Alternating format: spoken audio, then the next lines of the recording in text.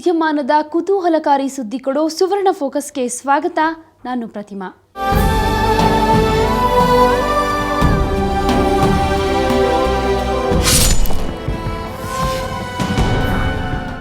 ನಿನ್ನೆ ನಾವು ಸತ್ಯ ಸಾಯಿ ಬಾಬಾ ಅವರ ಪವಾಡ ಹಾಗೂ ಮರುಜನ್ಮದ ರಹಸ್ಯ ತಿಳಿಸಿದ್ವಿ. ಇವತ್ತು ಬಾಬಾ ಇಲ್ಲದ ಪುಟ್ಟಪರ್ತಿ ಹೇಗಿದೆ? ಬಾಬಾ ಅವರ ಕನಸನ್ನ ನನಸು ಮಾಡೋಕೆ ಟ್ರಸ್ಟ್ಗಳು ಪ್ರಯತ್ನಿಸುತ್ತಿದ್ದಾರಾ ಅಥವಾ ಅವರು ಹಣದ ಮೋಹಕ್ಕೆ ಬಿದ್ದು ಎಲ್ಲವನ್ನು ಮರೆತು ಜನರನ್ನ ನಡು ನೀರಿನಲ್ಲಿ ಕೈ ಬಿಟ್ಟಿದ್ದಾರಾ? ಇದೆಲ್ಲವನ್ನ ತಿಳಿಯಲು ನಮ್ಮ ಸುವರ್ಣ ಫೋಕಸ್ ತಂಡ ಪುಟ್ಟಪರ್ತಿಗೆ ತೆರಳಿ ಪ್ರತ್ಯಕ್ಷ ವರದಿ ಮಾಡಿತು. ಅದರ ವಿವರ ಇಲ್ಲಿದೆ ನೋಡಿ.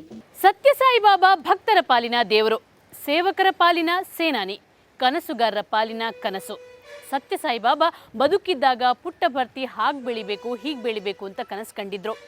ತನ್ನ ಸಾವಿನ ನಂತರ ಪುಟ್ಟಪರ್ತಿ ಶಿರಡಿಗಿಂತಲೂ ಅದ್ಭುತವಾಗಿ ಬೆಳೆಯುತ್ತೆ ಅನ್ನುವಂಥ ಭರವಸೆ ಕೊಟ್ಟಿದ್ರು. ಆದರೆ ಸತ್ಯಸಾಯಿ ಬಾಬಾ ಅವರು ಕಂಡ ಕನಸು, ಅವರು ಕೊಟ್ಟ ಭರವಸೆ ನಿಜವಾಗ್ಲೂ ನಿಜ ಆಗಿದೆಯಾ? ಪುಟ್ಟಪರ್ತಿ ಆ ನಿಟ್ಟಿನಲ್ಲಿ ಸಾಕ್ತಿದೆಯಾ?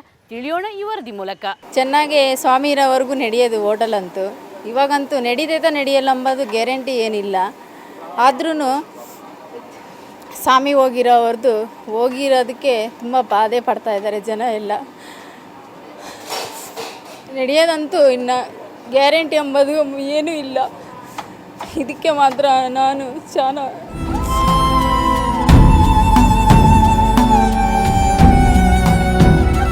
ನಡೀತದ ಇಲ್ಲ ಅಂಬದು ಏನು ನಂಬಿಕೆ ಇಲ್ಲ, ಗ್ಯಾರಂಟಿನೂ ಇಲ್ಲ.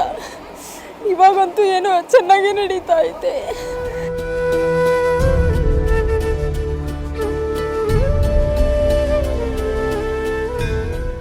ಇಂಥ ನೋವಿನ ನುಡಿ, ಅಸಹಾಯಕತೆಯ ನಿಟ್ಟುಸಿರು ಇಡೀ ಪುಟ್ಟಪರ್ತಿಯಲ್ಲಿ ಕೇಳಿಬರುತ್ತಿದೆ. ತಾವು ಕಟ್ಟಿದ ಕನಸಿನ ಗೋಪುರ ಕಣ್ಣ ಮುಂದೆಯೇ ಕುಸಿದು ಬೀಳುತ್ತಿರುವುದನ್ನು ಕಂಡು ಅಳುತ್ತಿದ್ದಾರೆ.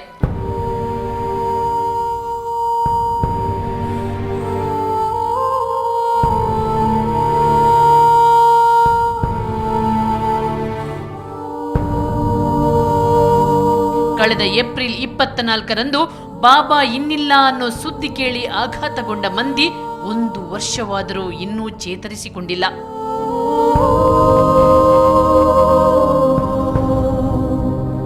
ಪುಟ್ಟಪರ್ತಿಯಲ್ಲಿ ಎಲ್ಲವೂ ಸಾಯಿಮಯವಾಗಿತ್ತು. ಅಲ್ಲಿ ಬಾಬಾನೇ ಸೂರ್ಯ, ಬಾಬಾನೇ ಚಂದ್ರ, ಬಾಬಾನೇ ಬೆಳಕು, ಬಾಬಾನೇ ಉಸಿರು. ಆದ್ರೆ ಈಗ ಬಾಬಾ ಅನ್ನೋ ಸೂರ್ಯ ಅಸ್ತಂಗತನಾಗಿದ್ದಾನೆ. ಪುಟ್ಟಪರ್ತಿಯಲ್ಲಿ ಕತ್ತಲಾವರಿಸಿದೆ. ಈ ಕತ್ತಲಲ್ಲಿ ಜನ ಹೇಗೆ ಬಿಕ್ಕಳಿಸುತ್ತಿದ್ದಾರೆ ಅನ್ನೋದನ್ನ ತಿಳಿಯಲು ನಾವು ಪುಟ್ಟಪರ್ತಿಯ ಗಲ್ಲಿ ಗಲ್ಲಿ ಸುತ್ತಾಡಿದೆವು.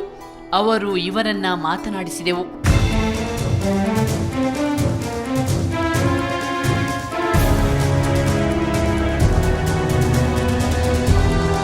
ಹೌದು, ನಮ್ಮ ಒಂದಿಷ್ಟು ನಿರೀಕ್ಷೆಗಳು ನಿಜವಾಗಿದ್ದವು, ಒಂದಿಷ್ಟು ಸುಳ್ಳು ಆಗಿದ್ದವು. ಬಾಬಾ ಇಲ್ಲದೆ ಪುಟ್ಟಪರ್ತಿ ಕಂಗಾಲಾಗಿದೆ. ಮುಂದೇನು ಅನ್ನೋ ಪ್ರಶ್ನೆ ಈಗಲೂ ಕಾಡುತ್ತಿದೆ. ಬಾಬಾ ಭಕ್ತರನ್ನೇ ನಂಬಿದ ವ್ಯಾಪಾರಿಗಳು, ವಾಹನ ಚಾಲಕರು ವ್ಯಾಪಾರ ಇಲ್ಲದೆ ಟೆನ್ಷನ್ನಲ್ಲಿದ್ದಾರೆ. ಈಗ ಸದ್ಯಕ್ಕೆ ಪರಿಸ್ಥಿತಿಯಲ್ಲಿ ಬಾಬಾ ಇಲ್ಲ ಅಂತ ಸ್ವಲ್ಪ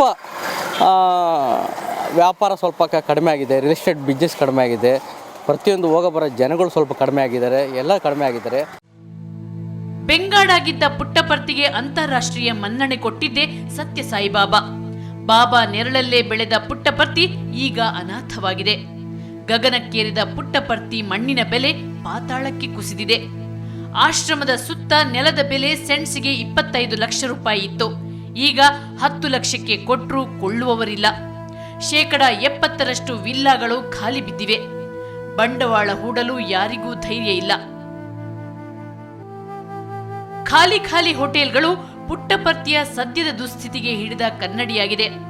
ಲಾಡ್ಜ್ಗಳನ್ನ ಕೇಳುವವರೇ ಇಲ್ಲ. ಯಾಕಂದ್ರೆ ಭಕ್ತರು ಬಾಬಾ ಅವರ ಮಹಾಸಮಾಧಿಗೆ ಭೇಟಿ ಕೊಟ್ಟು ಅಂದೇ ವಾಪಸ್ಸಾಗುತ್ತಿದ್ದಾರೆ. ಇನ್ನು ಆಟೋ, ಟ್ಯಾಕ್ಸಿ ಓಡಿಸುತ್ತಿದ್ದವರ ಪರಿಸ್ಥಿತಿ ಗಂಭೀರವಾಗಿದೆ. ದಿನಕ್ಕೆ 1000 ದುಡಿಯುತ್ತಿದ್ದವರು ಈಗ 100ಕ್ಕೆ ಪರದಾಡುತ್ತಿದ್ದಾರೆ. ತುಂಬ ಲಾಸ್ ಆಗ್ಬಿಟ್ಟಿದೆ. ಗಾಡಿಗಳು ತಂದು ಮಾರ್ಕೊತಾ ಇದ್ವಿ.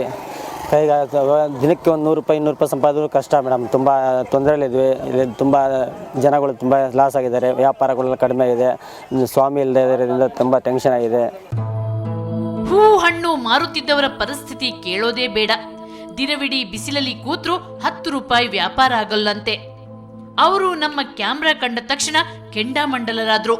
ಯಾಕಂದ್ರೆ ಬಾಬಾ ನಂತರ ಪ್ರಶಾಂತಿ ನಿಲಯ ಸಾಕಷ್ಟು ವಿವಾದಕ್ಕೆ ಒಳಗಾಗಿತ್ತು. ಟ್ರಸ್ಟ್ ಸದಸ್ಯರು ಮಾಡಿದ ಅವ್ಯವಹಾರಗಳನ್ನು ಮಾಧ್ಯಮ ಮುಲಾಜಿಲ್ಲದೆ ಹೊರಗೆಳೆಯಿತು. ಇದರಿಂದಾಗಿ ಇಲ್ಲಿಗೆ ಭೇಟಿ ಕೊಡೋ ಭಕ್ತರ ಸಂಖ್ಯೆ ಕಡಿಮೆಯಾಗಿದೆ ಅನ್ನೋದು ಇವರ ವಾದ. ಮತ್ತೆ ಇಲ್ಲಿಗೆ ಬಂದು ಶೂಟಿಂಗ್ ಮಾಡಿ ವಿವಾದ ಸೃಷ್ಟಿಸಿ ತಮ್ಮ ವ್ಯಾಪಾರಕ್ಕೆ ಕಲ್ಲು ಹಾಕಬೇಡಿ ಅನ್ನೋದು ಇವರ ಬೇಡಿಕೆಯಾಗಿತ್ತು. ಹಲವಾರು ಮಂದಿ ಈಗಾಗಲೇ ವ್ಯಾಪಾರ ವಹಿವಾಟಿಲ್ಲದೆ ನಷ್ಟ ಅನುಭವಿಸಿ ವಾಹನ ಅಂಗಡಿಗಳನ್ನ ಮಾರಿದ್ದಾರೆ. ಇನ್ನು ಅನೇಕರು ಇಲ್ಲಿ ಆವರಿಸಿರುವ ಶೂನ್ಯಕ್ಕೆ ಬೆದರಿ ಪುಟ್ಟಪರ್ತಿ ತ್ಯಜಿಸಲು ರೆಡಿಯಾಗಿದ್ದಾರೆ. ಮೇನ್ ಬಿಸ್ನೆಸ್ ಇಲ್ಲ ಅಲ್ಲ ಮೇಡಮ್, ಪುಟ್ಟಪರ್ತಲ್ಲಿ ಎಲ್ಲ ಬಿಲ್ಡಿಂಗ್ ಎಲ್ಲ ಖಾಲಿ, ಯಾರು ಜನ ಕಡಿಮೆ. ಓನ್ಲಿ ಪುಟ್ಟಪರ್ತವ್ರು ಇದ್ದಾರೆ ಇಲ್ಲಿ, ಬೇರೆಯವ್ರು ಯಾರು ಇಲ್ಲ. ಅವು ಇರೋರು ಇದ್ದಾರೆ ಮೇಡಮ್, ಬಂದವರು. ಆದರೆ ಇಲ್ಲಿರೋರು ಹೋಗ್ಬಿಡ್ತಾರೆ ಆ ಕಡೆ ಈ ಕಡೆ, ಏನು ಮಾಡೋದು. ತನ್ನ ನಂತರ ಪುಟ್ಟಪರ್ತಿ ಶಿರಡಿಯಂತೆ ಬೆಳೆಯುತ್ತೆ ಅಂತ ಸಾಯಿಬಾಬಾ ಭವಿಷ್ಯ ನುಡಿದಿದ್ದರಂತೆ. ಆದ್ರೆ ಈಗ ಇಲ್ಲಿ ನಡೆಯುತ್ತಿರುವ ವಿದ್ಯಮಾನಗಳಿಂದ ಇಲ್ಲಿನ ಜನರು ಬಾಬಾ ಭವಿಷ್ಯದಲ್ಲಿ ವಿಶ್ವಾಸ ಕಳೆದುಕೊಂಡಿದ್ದಾರೆ. ಮುಂದೆ ಯಾವತ್ತೋ ಪುಟ್ಟಪರ್ತಿ ಶಿರಡಿ ತರಹ ಬೆಳೆಯಬಹುದು. ಆದ್ರೆ ಈಗ ನಮ್ಮ ಹೊಟ್ಟೆ ಹಸಿವನ್ನ ನೀಗಿಸೋದು ಯಾರು ಅನ್ನೋದು ಇವರ ಪ್ರಶ್ನೆ. ಇಂಪ್ರೂವ್ ಆಗುತ್ತೆ ಅಂತ ಯಾರಿಗೂ ನಂಬಿಕೆನೂ ಇಲ್ಲ, ಅದು ಹೇಳೋಕ್ಕಾಗಲ್ಲ ಅಷ್ಟೇ ಮೇಡಮ್. ಇವಾಗ ಬರ್ತಾ ಇಲ್ಲ ಮೇಡಮ್. ಇವಾಗ ಆಗ ಮುಂಚೆ ಬರ್ತಿದ್ರೆಲ್ಲ ಸ್ವಾಮಿ ಇದ್ರೆಲ್ಲ ಬರ್ತಾ ಇದ್ದಾರೆ, ಇಂಗ್ಲೀಷ್ ಫಾರಿನ್ಸ್ ಅವರು ಬರ್ತಾ ಇರಲ್ಲ, ನೋಡ್ತಿದ್ರೆ ನಮಗೂ ಸ್ವಲ್ಪ ಆಗ್ತಾಯಿದ್ದು, ಹೊಟ್ಟೆಗೆ ಹಂಗೆ ಆಗ್ತಾಯಿತ್ತು. ಇವಾಗ ಏನಿಲ್ಲ ಮೇಡಮ್, ನಮಗೆ ತುಂಬ ಕಷ್ಟ ಆಗ್ಬಿಟ್ಟಿದೆ ಮೇಡಮ್. ನಮಗೆ ತುಂಬ ತೊಂದರೆ ಆಗಿದೆ, ತಿನ್ನೋಕ್ಕೂ ಕಷ್ಟ, ಒಂದು ಟೈಮಲ್ಲಿ ಊಟ ಮಾಡೋಕ್ಕೂ ಬರುವ ಕಷ್ಟ ಆಗ್ತದೆ ಮೇಡಮ್, ಅಷ್ಟು ಇದಾಗಿದೆ. ಬಾಬಾ ಪುಟ್ಟಪರ್ತಿಯಲ್ಲಿ ವಾಸಿಸೋ ಲಕ್ಷಾಂತರ ಮಂದಿಯ ಬದುಕಿನ ಪ್ರಶ್ನೆಯಾಗಿದ್ರು. ಆದ್ರೆ ಬಾಬಾ ಅವರ ಸಾವು ಈ ಪ್ರಶ್ನೆಗೆ ಸರಿಯಾಗಿ ಉತ್ತರ ಕೊಡಲೇ ಇಲ್ಲ.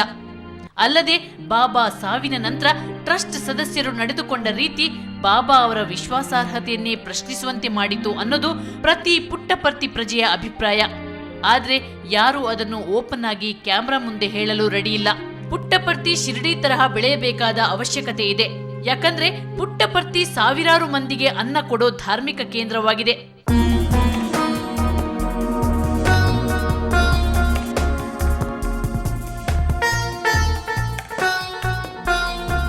ಈಗ ಇಲ್ಲಿ ಧರ್ಮಕ್ಕಿಂತ ಬದುಕಿನ ಪ್ರಶ್ನೆ ಮೂಡಿದೆ. ಹಾಗಾಗಿ ಟ್ರಸ್ಟ್ ಸದಸ್ಯರು ಭಕ್ತರನ್ನ ಸೆಳೆಯಲು ಏನಾದರೂ ಗಿಮಿಕ್ ಮಾಡಲೇಬೇಕಾಗಿದೆ. ಪ್ರಿಯವಾಕ್ಯ ಪ್ರಧಾನೇನ. ಇಷ್ಟಕ್ಕೆ ಮುಗಿಯಲ್ಲ ಪುಟ್ಟಪರ್ತಿಯ ನೋವಿನ ಕತೆ. ಇಲ್ಲಿನ ಜನರನ್ನ ಮಾತನಾಡಿಸಿದಾಗ ಅವರು ಸತ್ಯಸಾಯಿ ಸೇವಾ ಟ್ರಸ್ಟ್ನ ನಡವಳಿಕೆ ಬಗ್ಗೆ ಅರಗಿಸಿಕೊಳ್ಳಲಾಗದ ಕಟು ಸತ್ಯವನ್ನ ನುಡಿದ್ರು. ಅದನ್ನು ತಿಳಿಸ್ತೀನಿ ಈ ಒಂದು ಬ್ರೇಕ್ ಆದ್ಮೇಲೆ.